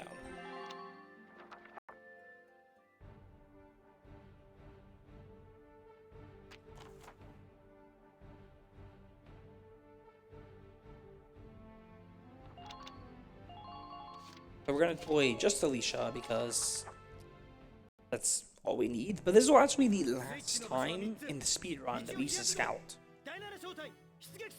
Because from here on out, we're either going to be fighting tank bosses or personnel bosses, which we have to use other weapons for. So anyway, we got a smoke round in chapter 11, but we did not need it until this one. I'm going to move the camera down a bit, then I'm going to tap to a precise spot, and hopefully this guy will not move forward. We also need the smoke to block the vision of a Gatling gun that Alicia's going to be able to pass. Because the objective of this mission is to open 3 gates so that we can send a bomb on a train through their base. As you can see, there's 3 red gates that we have to open. Yeah, I think in the story this is Citadel Gerlandio, which was basically how the Empire invaded Gallia from the north, and it's like a massive armored fortress. Throughout the game, we've been pushing them further and further back, and at this point, we've basically driven them right back to where they initially invaded and reclaimed most of Gallia. I got the spot right. Nice. So I'm gonna use caution again for the last time in the run. And Alicia was crouching because if she was not, they would see her. Then they would move around. Waste a lot of time. You just doing caution, or are you gonna? Yeah, that's caution's fine. Okay. We won't die. We can heal if things go bad. So coming up is actually a cutscene skip. If I were to move too much forward, a cutscene would play explaining there's ladders to the right. So I'm gonna end right around here instead. Next on this action, we're gonna open the last 2 gates and want to switch to healing because this is rather scary. Oh yeah, we're fine. Just watch the mines and we're all good. As you can see, there's a lot of mines, and stepping on any of those will be a game over. Nice, no Valkyria either. Valkyria is a potential that activates when you're below half HP, and you can only get it after chapter 14, because that's when you learn that Alicia is a Valkyria. But we got very lucky and did not get it. Yeah, the reason we don't want it is because it's a battle potential, and it's a special battle potential. On top of that, it takes like, what, 4 seconds? Yeah, it's the longest potential in the game. Play the cutscene for. And yeah, again, when you're playing this on New Game Plus, it just triggers all the time, and it's really, really irritating. Yeah. So anyway, here's our big boss battle with Valkyria, but similar to the rest of the chapters, we're not going to see her for much. Yeah, and she's not in Valkyria mode as well for this one. She's just fighting with a really cool machine gun actually. If you play the DLC where you play as Silvaria's squad, you can unlock that weapon for your casual playthrough, and it's one of the better machine guns. It's got an awesome sound as well. Alright, so first we're going to use the smoke round again. This time on the base to our right. I'm going to tap down twice so I have enough. Because now we're going to use the Shamrock for the first time in the run. And this is why we equipped the Gatling gun in chapter 11. Because this is a much better anti-personnel weapon. I'm gonna move through here. We're gonna get the sight lines, and then we're gonna remove them. And now Valkyria can't see us, so I'm gonna move a little bit here and shoot at her. Oh, nice. One cycle. One cycle. So, we used to use attack boost for that, but I figured that it's the same speed to do a 2-cycle with attack boost, and then if you get that, you end up saving about 15 seconds. And the reason against he can't shoot it dodge, because he has a 100% dodge rate if you're not behind her, is because he can't see you for the smoke ring. So here's the last long mission in the game, and unfortunately, it's mostly an auto-scroller. Yeah, it's the worst. It's the worst mission in the game. It's not a run killer. It's just incredibly dull. It's like 9 minutes of just waiting for the enemy to take their turn. 15-2 that we've just done though, it's great. Like whenever you see that being done casually, you're encouraged to sort of go up these elevators and all the way around the Citadel to try and fight her, and she's really difficult if you're trying to fight her with infantry. But we're just like, nope, hide and smoke, sniper. Yep. Because if you need to shoot her again, all you need to do is just move out of the smoke, come back in, and she loses you again. It's really broken. All right, so in Chapter 7, Maximilian had a big tank. Chapter 16, he has an even bigger tank. And for this one, we're just going to run away from it. And we're attempting to go and divert it to a line of like landmines to break its treads. So we're going to shoot a bunch of crates that are along the path to make it go the way we want it to go, which is to the left. And I'm going to be hiding in smoke almost every action, because that way I won't get any vision on me. So the enemy phases will be instant. And bye-bye, Zaga. Yeah. We only want to move. We only need 1 unit to be alive to win, so we're just going to leave. Yeah. And story units like Zaka, like all your commanders, they can't die permanently. There is a permadeath mechanic in the game for all the non-story essential characters, where if they get killed and either the enemy captures or captures their body, I guess, they get permanently killed, or if you don't request a medic evacuation on them within 3 turns, they'll die as well, and that's them out the game forever. So it's got that kind of, I suppose, XCOM element of potentially losing your troops. But alright, so here's coming a bit of a new strat. The old strat was use Alicia. Let's shoot those upcoming creeps. They're hard to see from the distance. We're getting closer. So instead we're going to use Welkin, and he has a habit of missing these. We have a few shots though before we have to go to safety save village. Shall I get my counter ready then? Alright. Oh, there we go. There's one another miss. 5. Thankfully, we're going to be a little bit closer for the second one.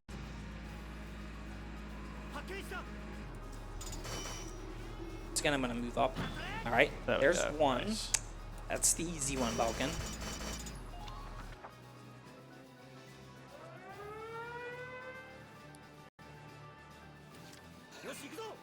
And now here's the hard one.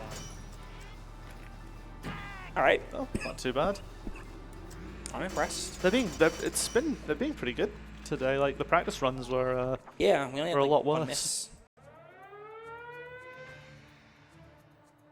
But that is far from all the Welkin missing. Oh yeah, it's not over yet. Excuse me.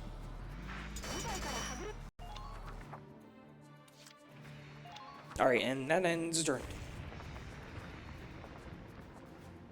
So yeah, so I guess for a bit of story context here, when we captured Salvaria in Gerlandio, basically the entire Gallian army, so we're not part of the army, we're part of like a conscripted militia to deal with the invasion, because we're a neutral nation, so the entire Gallian army was a... Oh, do we get vision? Oh, wow. Oh, that happened? That has not happened in a very long time. Don't worry, I actually have had that happen once, and I have a spot for it. Don't worry, we're good.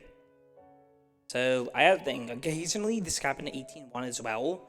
They can see you, even though you're in smoke. I had no sight lines, but they can see you. That happens in 18.1 too. Alright, and this is my map on turn 3 for this.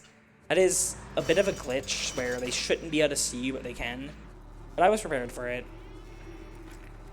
Yeah, it's a bit unfortunate. It's like the smoke can be a bit weird. Sometimes, like usually you just have to like nudge the tank in a little bit, but sometimes it can just be a little bit out if your movements are a bit off, and because you lose sort of effectively your movement bar halves every time, it can get really, really close sometimes. So it's unfortunate, but alright, so anyway, we're gonna be moving through doing the same thing we did in the last turn, where we shoot something and then smoke round.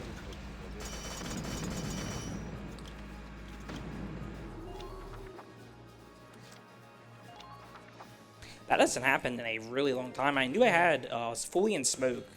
It's a glitch that this happens. Okay, as I said, I've genuinely I've heard never seen it it happen in 18.1. I've never had it happen in 18.1 though. I also have a save for that because in 18.1 it's like a 2-minute cutscene for something that's like a 1 in a million. Yeah. God, yeah, 18.1. If something goes wrong in that, then you just sat waiting for so long, especially on PS4 with all the shuffling.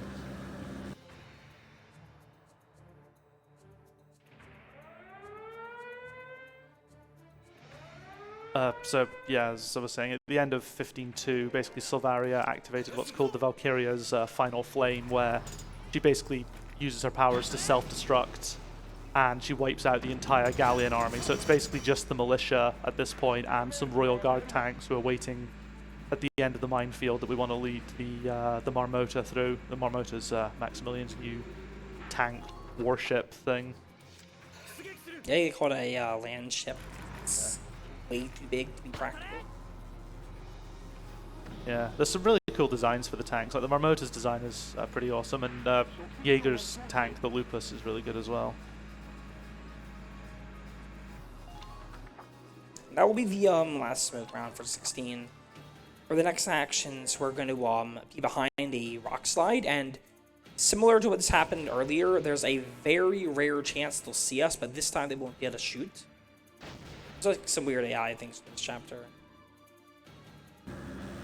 Yeah, like generally the AI is pretty consistent. Like in the early few missions, there's a few scripted things that will always happen regardless, but then after that you can generally predict what's going to happen based on how actions work. But this chapter is like a weird anomaly where sometimes it just doesn't behave the way you'd expect it. Yeah. There's some like weird stuff if you use a smoke round on turn 6. Despite the fact that there's like a wall in front of them, they'll still see you and shuffle. But only if you use a smoke round. Any other action, it won't spawn. We'll move up to this spot. Hopefully this will work. It feels like some of the weird AI things that happen on here are the game developers attempting to like predict what actions you're going to take and kind of just do some scripted events, but you know, we're still sort of easily breaking probably what they expect, at least for a casual playthrough, because I think a lot of new players will make the mistake of deploying an entire squad and then trying to move them all up and realizing and it feels much more like a chase, whilst we're just like, nope, just move Welkin and have him do everything. So anyway, the rest of this mission is just 2 minutes of waiting for Maximilian to drive forward, because we now have him in the right spot. Alright, nice. No enemy phase.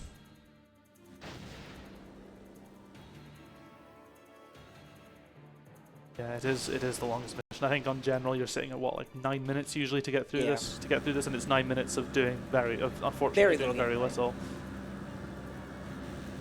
But you still need to be there enough to sort of end your turn and everything, so you can't even like take a proper break. Break. Alright, good in turn 6. Oh yeah, and he uses mortars every turn, which makes it even longer.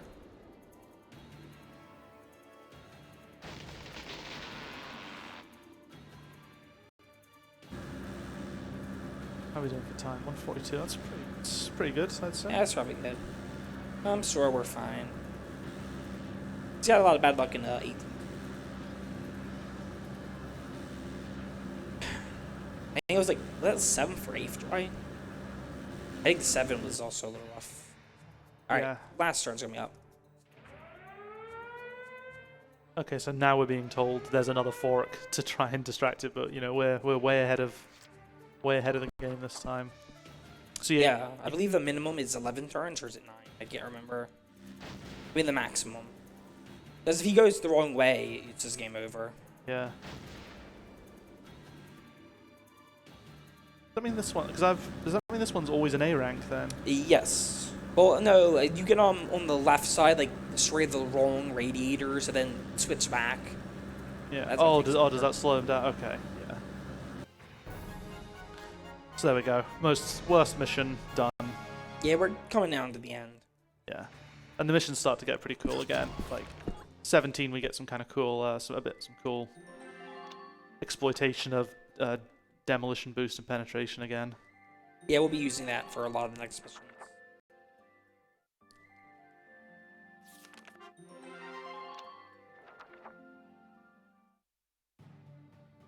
Alright, coming up is chapter 17. We'll actually be going back to the map from chapter 4, but it's daytime, so it's going to look a lot different.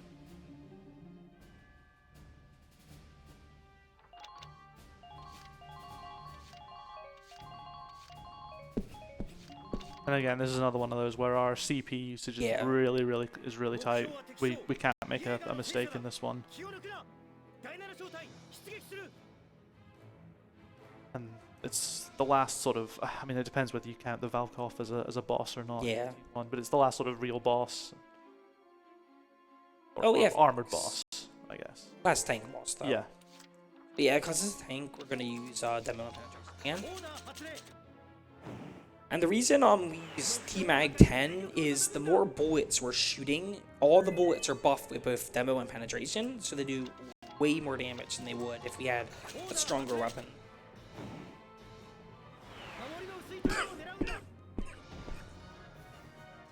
Yeah, the general rule of thumb for shock troopers is more shots is generally better than higher damage shots, especially if you're going to buff them anyway. Because in HQ, you probably saw we went down the right-hand path, but there are other paths. Like one of them is just a flat, I think, damage increase with accuracy down, and then the other one is it does like status effects, similar to what happens when you've seen us get hit by intercepting fire. Or a little bit of damage, but it's fine. As far as I'm aware, you cannot die there. So now we're going to move just in range. And then we're going to shoot twice at the armor. So yeah, again, you're just seeing a demonstration of how broken those orders are. This is the most, I think, the most armored thing in the game. Like, this is the second, this is like the sort of the final hurdle. And we just go through it in 3 turns, in 3 actions. It's genuinely one of the easiest missions for when it happens in the game. Unfortunate victory animation. It's one of the optional ones in 17. And we're going to move up because we don't want to hit the treads, and we need every shot we can get for that. I have never seen that go wrong, but I'm sure it can. I'm sure I'll find a way. I mean, I've died there, but like, that was a mistake. I'm assuming you can't, though, because I'm pretty sure, like, it can't hurt the treads. So we're coming up to 18, which is a 2-parter, 18-1 and 18-2. But before we do that, we've got 2 full pages of cutscenes to skip. Yes. There's no mission in this section of book mode. It's just cutscenes. Thankfully, we can skip them. And this one, there's one more. Then we get to the final page of the game. Yeah, so basically what's happened is, despite the fact that we've effectively beaten the Empire at this point, Maximilian's rocked up with his giant tank, and he's taken the spire of the castle, which is actually a giant Valkyria lance, and he's mounted it on top of the Marmota as a weapon. So we're trying to destroy it in this mission.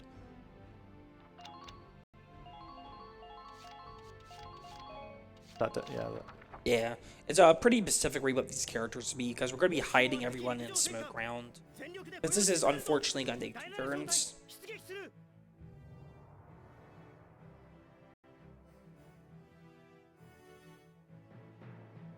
So first we're going to get a really long text.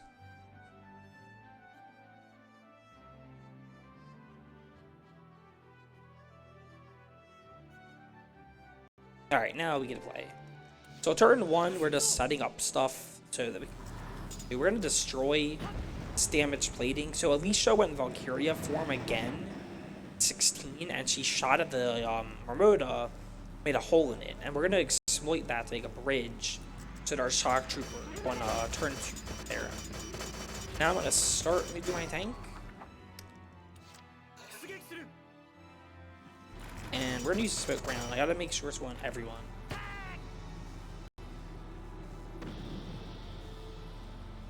Yep, looks like we're good. Alright, and I'm gonna make sure I can see Kevin, because that's gonna help with positioning. So anyway, this is like a minute of very slow shuffling. They use pretty much every CP they've got in this one. Yeah, they use like all but one, but then they end up doing a cutscene. And again, on PS4, shuffling is really slow, so this is one of those missions where PC is slightly faster.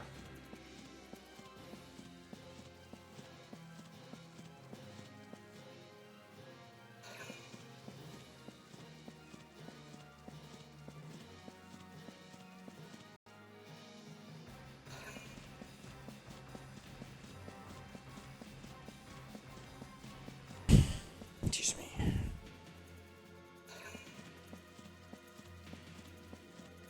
This is the Lancer who gets really close to the base. He's just outside of capturing it. He stays just short. If he were to do that, we'd have to completely change our strat for this. Because if he captures our base, we don't have anyone in it. That's a game over. Yeah, and if you make the mistake I've done where if you don't cover Zaka with the smoke, he'll blow up the tank, and if an explosion goes off near a smoke round, the smoke will disappear, which then means another Lancer will come in and just blow up Welkin, and it's really not good. Alright, now we're going to play the game. And by play, I mean we're going to use 2 orders first. The same as we did last chapter. Our favorite too. Alright, nice. We're in the right spot.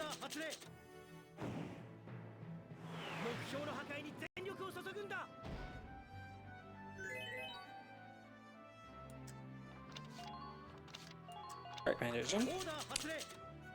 Coming up is, we have to use the ramp that we shot last turn. This ramp is really finicky. I've looked into trying to find a consistent spot, and I think I have something for it. It'll make sense in a little bit.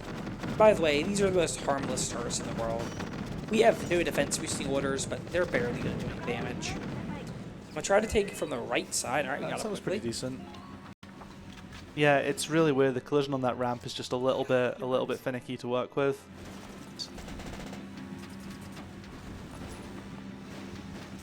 Alright, now we're going to destroy the Lance, but first we have to destroy the heat sinks. There's one.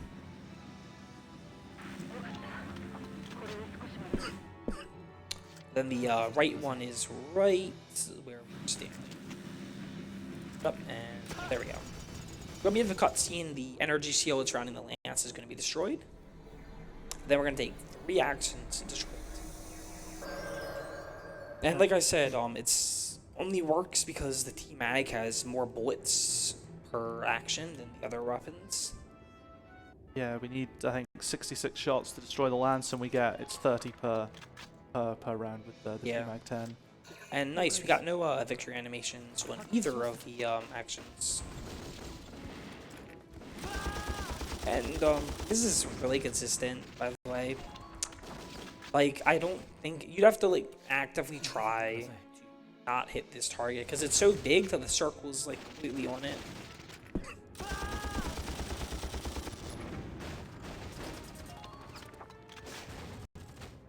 All right, last action. Oh.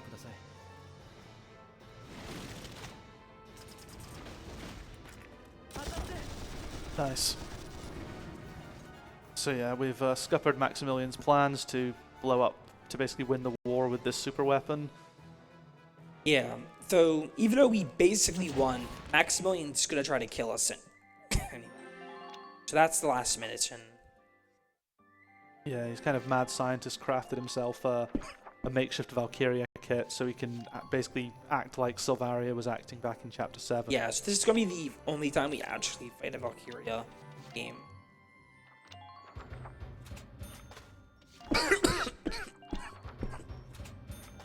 And again, we're just increasing our clip size again. Yes. Maximum number of shots. One of the nice things is when you upgrade something in R&D, it just auto-equips to all your units. There are some special weapons that will drop off certain enemies. Yeah. And you have to manually equip those, but when you buy something in R&D, it'll just give it to everyone. And by the way, the only reason 18-1 takes 2 turns is because they don't let us get T-Mag until this chapter. If they let us get the weapon that I just upgraded to, we could do this in 1 turn, and that would save a lot of time. Alright, here's our last mission.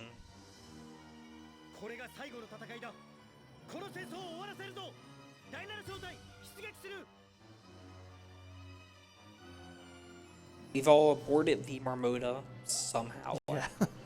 What? Not really sure how we got 2 tanks up there. Convenient elevator.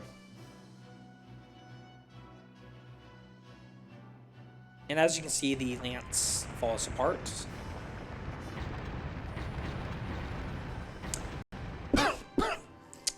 So yeah, like we mentioned earlier, he's a excuse me, a fake Valkyria. So using those little towers to power himself. So before we can even damage him, we're gonna have to destroy those towers.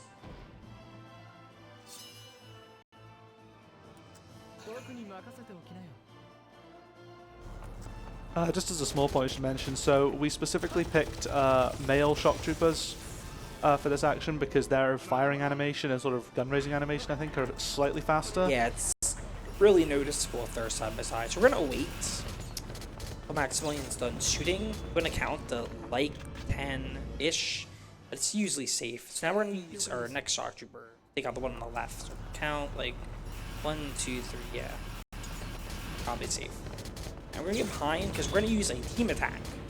This is like one of the only 2 times we're gonna do this in the game, by the way. But we want to do that because that penetration makes this much easier. Yeah. And now the faraway turret. Team attacks are a mechanic that are introduced like right at the very start of the game, and it's basically just units that can intercepting fire will help each other out when Right, there's one. when shooting. So scouts, shock troopers, engineers, even tanks will all sort of team attack together. But we just don't need it in the run until this mission.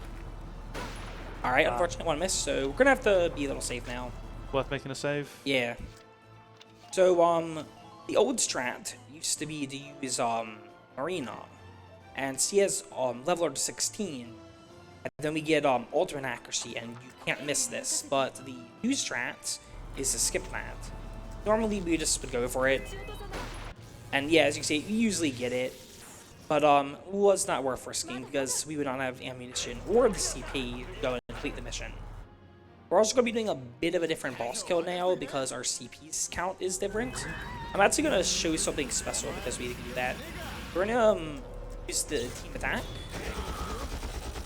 And then time is going to be up in about 30 seconds. Yeah. So we weakened him because if we were to accidentally weaken him too much, he would go to his second phase. The towers would respawn and he would go all the way back in the map. So I'm going to show just how different the rate of fire is by using Rosie. I'm sure we can use her. Alright, does this work? Hopefully this works. I haven't done this in a while. So, as we mentioned, female shock troopers are, there we go, are a lot slower. And time. As you can see, alright. As you can see, she was way longer than it took like a significant amount of time. All right, and that is all of Valkyria Chronicles. Yep. So we'll just sit through the credit. We can bail out of it, but yeah, the credits are another one of the only unskippable things in the game. 8.5 minutes long. Yeah, we are not going to waste everyone's time watching them. They're extremely long. So, anyway, thank you so much for letting me go and have a run at ESA. It's nice to show off how much the route has changed over the years. Sorry about being sick, by the way. I tried my best not to cough, but it got hard at sometimes. Yeah, you did good. You did good. It was a good run, and 157's... Oh, yeah, that's nice. I got, considering how A2 went. I don't know what happened in 7, though. Yeah. Some really rough... I didn't want to look at the timer. But yeah, if anyone fancies running this, we have a Discord server. There's a few of us who are quite active. We're currently doing routing some potential new categories as well, so it's quite an exciting time to join up. And yeah, and I promised I would make new tutorials because the tutorial videos for this game are about 4 years old now, so they really need some updating. So hopefully I do that after ESA.